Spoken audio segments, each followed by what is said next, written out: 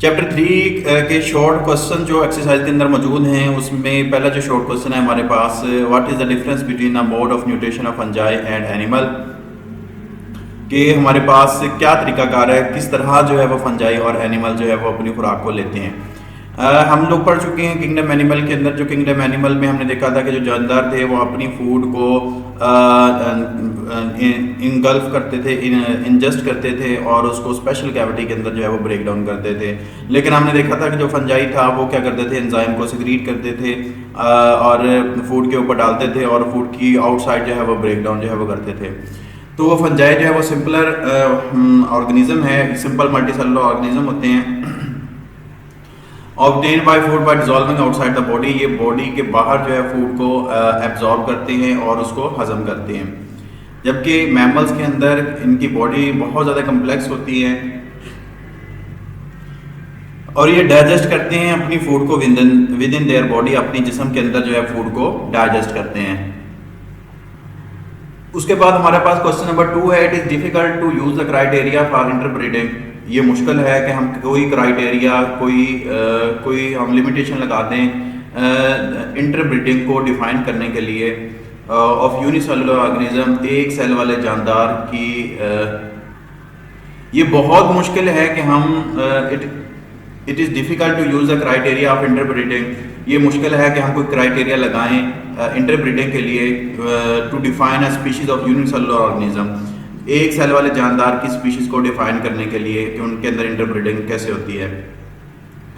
Criteria जो है वो इंटरब्रीडिंग का इज़ नॉट एप्लीकेबल, ये नहीं लागू होता फॉर ऑल स्पीशीज़, तमाम स्पीशीज़ के ऊपर। जो स्पीशीज़ को डिवाइड किया जाता है ग्रुप्स के अंदर, तो उसमें कहते हैं कि हमारे पास ये जो ब्रीडिंग का क्राइटेरिया है, ये पॉइंट जो है वो तमाम स्पीशीज़ के ऊपर एप्लीकेबल जो है वो नहीं होता।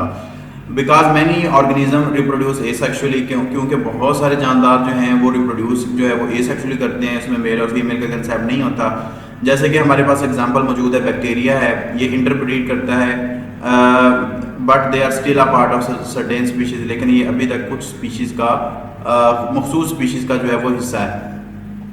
उसके बाद how are taxonomy and systematic related. Taxonomy और सिस्टमेटिक एक दूसरे से कैसे रिलेट करती हैं। वो ब्रांच ऑफ बायोलॉजी जिसके अंदर हम जानदारों की क्लासिफिकेशन के बारे में पढ़ते हैं उसको टेक्सोनॉमी कहते हैं, और वो ब्रांच जिसके अंदर हम क्लासिफिकेशन और जानदारों की हिस्ट्री के बारे में भी, एवोल्यूशनरी हिस्ट्री के बारे में भी पढ़ते हैं, वो किस में आती हैं, हमारे पास सिस्टमेटिक्स के अंदर आती हैं। उसके बाद हमारे पास डिफरेंस है between term extinct and endanger. Endanger species और एक्सटिंक्ट स्पीशीज़ के अंदर क्या फ़र्क है।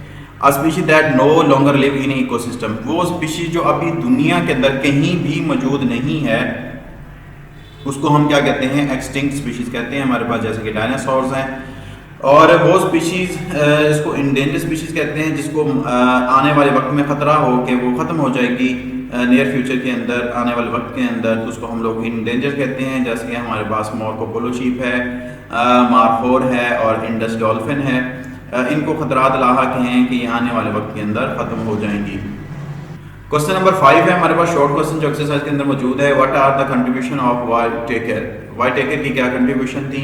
मार्गलस और शिवार्ड जो थे इन टॉक्सोनॉमी के अंदर क्या इनकी कंट्रीब्यूशन थी। तो रॉबर्ट वाइट टेकर जो था, सबसे पहले इसने इंट्रोड्यूस करवाया था 5 किंगडम सिस्टम ऑफ क्लासिफिकेशन, जिसमें जानदारों को 5 ग्रुप के अंदर रखा गया था।